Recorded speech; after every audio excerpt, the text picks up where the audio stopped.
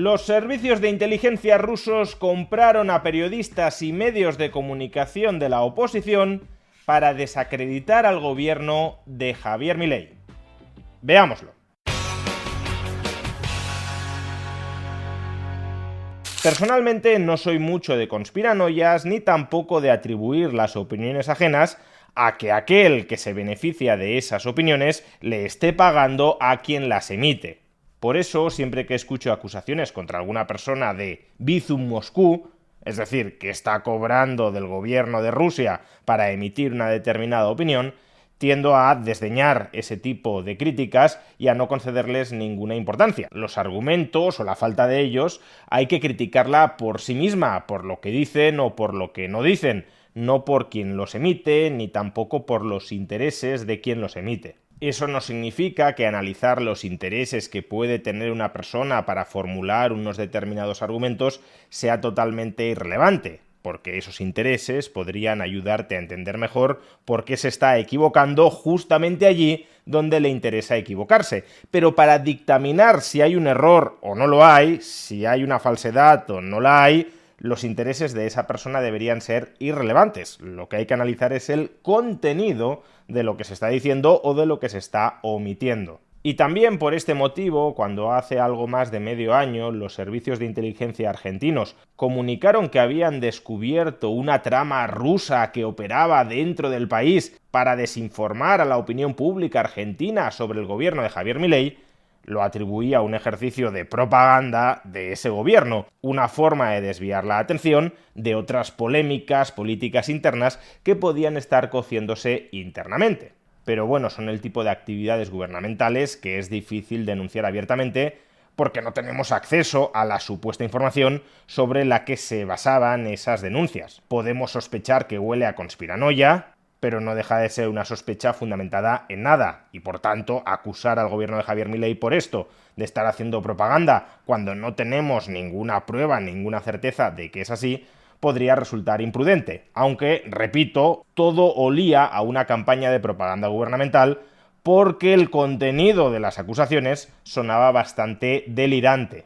Pero al parecer no era ni mucho menos tan delirante. Y es que un consorcio de 7 medios internacionales acaba de revelar, a partir de 76 documentos internos filtrados, que una red vinculada a los servicios de inteligencia exterior de Rusia y a los restos del extinto grupo Wagner puso en marcha entre abril y octubre de 2024, poco después de que Javier Milei resultara electo presidente de Argentina, una campaña de propaganda e influencia política dentro de este país. La red se autodenominaba La Compañía y, según esos documentos, destinó un presupuesto de al menos $283.000 a colocar más de 250 artículos, noticias, análisis, columnas de opinión, en una veintena de medios digitales argentinos. De hecho, no solamente eran artículos, también eran encuestas, informes sobre el complejo militar e industrial argentino, sobre perfiles de figuras públicas, entrevistas con políticos y economistas de la oposición,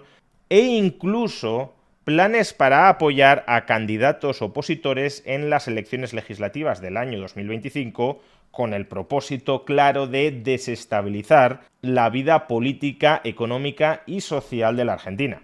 Los propios documentos filtrados reconocen que había una finalidad última en toda esta campaña: desacreditar al gobierno de Javier Milei por su postura exterior pro-ucraniana.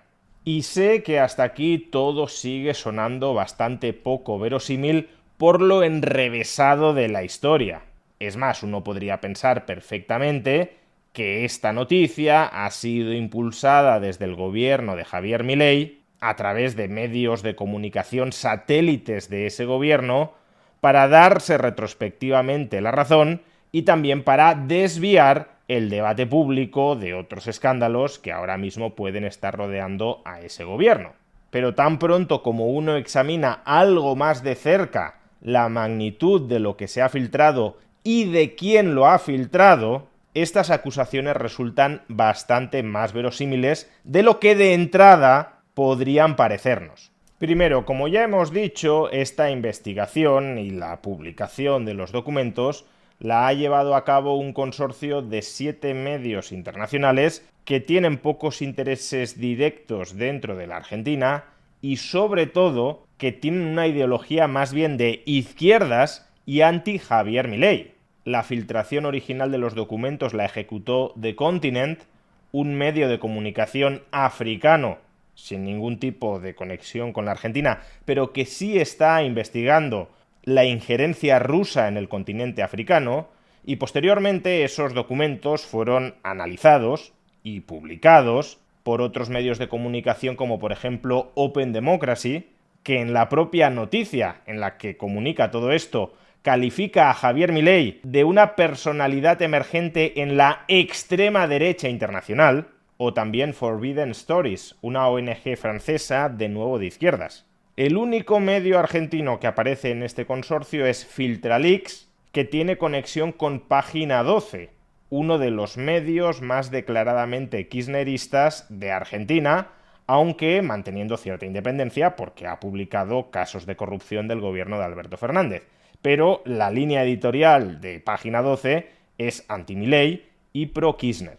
Como digo, estos son los autores de esta información que revela que en el año 2024 los servicios de inteligencia rusos pagaron a periodistas, a medios de comunicación, a encuestadoras, a casas de análisis argentinas para divulgar información y opiniones dirigidas a desacreditar al gobierno de Javier Milei. No lo dice para entendernos la derecha diario, que está muy alineada con el gobierno de Javier Milei, sino medios internacionales ubicados en la izquierda y un medio argentino vinculado con el kirchnerismo. No solo eso, cuando uno analiza el contenido de los documentos rusos que han sido filtrados, al menos una parte de lo que dicen sí resulta bastante verosímil. Pero, ¿qué dicen exactamente? Bueno, lo primero es que hay 20 medios digitales implicados en esta red de desinformación rusa. Implicados no significa necesariamente cómplices o que hayan participado de la misma. Pudieron ser medios contactados y que finalmente declinaron la generosa oferta de esos servicios de inteligencia rusos. ¿Y cuáles son esos 20 medios digitales a los que al menos se intentó tentar desde los servicios de inteligencia rusos para desinformar contra Javier Milei? C5N, Diario Registrado, El Destape, Diario con Voz, hoy es Nota, A24, Ámbito, Big Bang News, Realpolitik, El Grito del Sur, Dos Bases, Infobae, El Cronista, Tiempo Argentino o Política Argentina. Las tarifas que los servicios de inteligencia rusos ofrecían por pieza periodística anti-Milei oscilaban entre $350 y $3.100. Y en el caso de algunos medios antes mencionados, sí se los vincula con cantidades totales concretas. Por ejemplo, a C5N, uno de los medios más críticos con Milei, se dice haberle remunerado 17 piezas periodísticas por más de $32.000. El consorcio de medios de comunicación que ha destapado este escándalo ha contactado con todos estos medios de comunicación y la inmensa mayoría niegan haber cobrado por publicar ese tipo de piezas periodísticas anti-Milei. Dicen que les fueron ofrecidos esas piezas por parte de terceros de manera gratuita y que terminaron colocándolas en sus medios de comunicación. Solo 2, que no han sido identificados, reconocen haber cobrado por publicar esas piezas de información o de desinformación, aunque por cantidades bastante inferiores a las que aparecen mencionadas en estos documentos filtrados. Y aquí es donde el contenido de las filtraciones se vuelve más verosímil, porque en esos documentos se identifican al menos a 4 periodistas fantasma, 4 periodistas falsos, que ciertamente publicaron artículos anti-Milei en la prensa argentina. Por ejemplo, es el caso de Manuel Gotzin, un supuesto doctor por la Universidad de Bergen y miembro de un Center for Political and Strategic Studies que no existe, porque incluso aparece con una foto que corresponde a un ciudadano ruso llamado Mikhail Malyarov, o Gabriel Di Taranto, máster en comunicación política por la Universidad Nacional de Avellaneda, que no ha estudiado nunca en esa universidad, según la propia institución, y cuya foto fue generada por un software de Nvidia. O también Marcelo Lopreyato, diplomado en Relaciones Internacionales, que nuevamente es una persona que no existe. Pues bien, estos y otros periodistas ficticios sí publicaron decenas de piezas periodísticas en la prensa argentina a lo largo del año 2024. Por ejemplo, este artículo de opinión en Diario Registrado de ese tal Marcelo Lopreyato. Milei, el presidente que acusa de dictador, pero niega lo que promueve. Mientras acusa de dictador a Nicolás Maduro, Javier Milei reproduce acciones similares a las de la última dictadura militar, desde la violencia en redes hacia periodistas que lo critican, como permitir que 6 de sus diputados visiten al genocida Alfredo Astiz a la cárcel.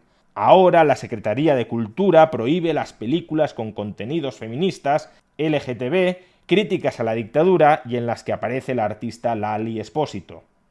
En la Argentina de Milei, hablar de libertad no es sinónimo de democracia. Lejos de eso, la realidad de gobierno de la Libertad Avanza es hablar solo de lo que ellos quieren. Los rasgos semejantes del líder de la Libertad Avanza con la última dictadura militar están fácilmente a la vista, desde gobernar a través de un mega DNU, pasando por el modelo económico similar al impuesto por José Alfredo Martínez de Hoz. Además, la violencia que lo caracteriza en sus apariencias públicas lo han llevado a generar conflicto con los países de la región, como son los casos de Brasil, Chile y Bolivia. En el caso de estos últimos, pareciera que busca una similitud más con Rafael Videla al promover un conflicto limítrofe a partir de la colocación de paneles solares en suelo chileno. Bien, como digo, estos son extractos de un artículo de opinión firmados por un periodista falso que aparece en documentos de los servicios de inteligencia rusos como actividad desinformadora dentro de Argentina. Pero además no se trata solo de artículos de opinión, sino directamente de colocar en la prensa argentina informaciones falsas. Por ejemplo, una tal Fernanda Velázquez, que tampoco existe, publicó el 23 de agosto de 2024 en el diario El Destape una información que el propio diario ya ha borrado después de que se haya revelado todo esto, y en la que supuestamente 3 argentinos habían sido detenidos en Chile con artefactos explosivos para sabotear un gasoducto transandino. Y según los servicios de inteligencia rusos, el objetivo de esta noticia era desestabilizar las relaciones diplomáticas entre el gobierno argentino y el gobierno chileno.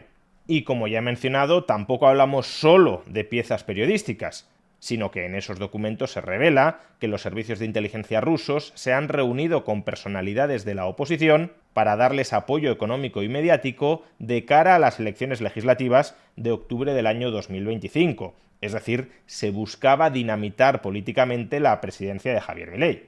En definitiva, sí parece que ha habido una campaña de desinformación de los servicios de inteligencia rusos dentro de Argentina. El alcance real de esa campaña se puede cuestionar, porque estamos hablando de documentos internos de esos servicios de inteligencia, por el cual los subordinados les comunican a sus superiores el resultado de sus operaciones de desinformación. Y claro, en esa comunicación interna lo que se tiende a hacer es a inflar los logros que han conseguido los subordinados en la misión que se les ha encargado. Es decir, que los pagos pueden estar inflados, que el alcance de las publicaciones puede estar exagerada, que pueden aparecer medios de comunicación mencionados que jamás llegaron a ser contactados, para aparentar que estaban infiltrados en toda la prensa argentina.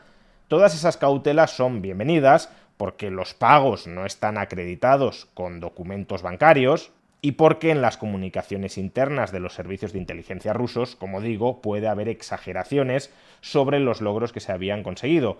Pero lo que sí está bastante claro, lo que sí es bastante sólido, a pesar de que uno no esperaría intuitivamente que fuera así, es que los servicios de inteligencia rusos operaron mediáticamente contra el gobierno de Javier Milei. El trabajo de la prensa es fiscalizar al poder político, y fiscalizarlo desde la independencia, aun cuando se haga desde la parcialidad ideológica. Pero obviamente la prensa no puede desempeñar esa labor de fiscalizar al poder político si actúa como instrumento, como ariete, al servicio de un poder político extranjero, porque entonces no se está fiscalizando al poder político local, sino que se está siendo un operador mediático en la refriega geopolítica entre dos gobiernos. Precisamente por ello, escándalos como este minan la credibilidad y la reputación de los medios de comunicación implicados. porque se pone de manifiesto que no han informado, o más bien desinformado desde la independencia, sino como mayordomos de poderes políticos extranjeros.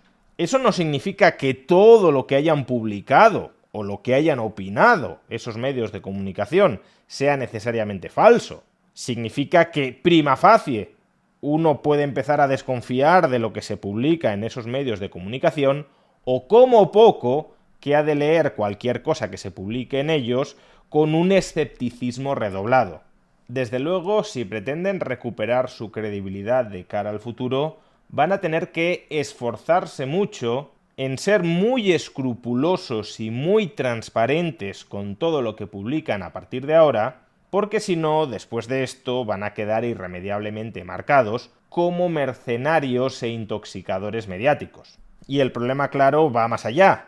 De la misma manera que cuando se revela un escándalo de corrupción en la política, empezamos a sospechar qué otros casos de corrupción habrá que no habremos destapado, también en esto podemos empezar a sospechar qué otras operaciones mediáticas habrá que no hayan sido destapadas. O expresado en terminología económica, este escándalo genera una externalidad negativa sobre la credibilidad del resto de los medios de comunicación. No porque todos los medios de comunicación aparezcan en estos papeles rusos, sino porque si conocemos una campaña de intoxicación mediática por parte de los servicios de inteligencia rusos, ¿qué otras campañas de intoxicación mediática pueden estar ahora mismo en funcionamiento que no conozcamos? De ahí que en realidad todos los medios de comunicación después de esto deberían esforzarse por ser más escrupulosos y transparentes en las informaciones que publican, porque al final su credibilidad y por tanto su capacidad para hacer lo que tienen que hacer,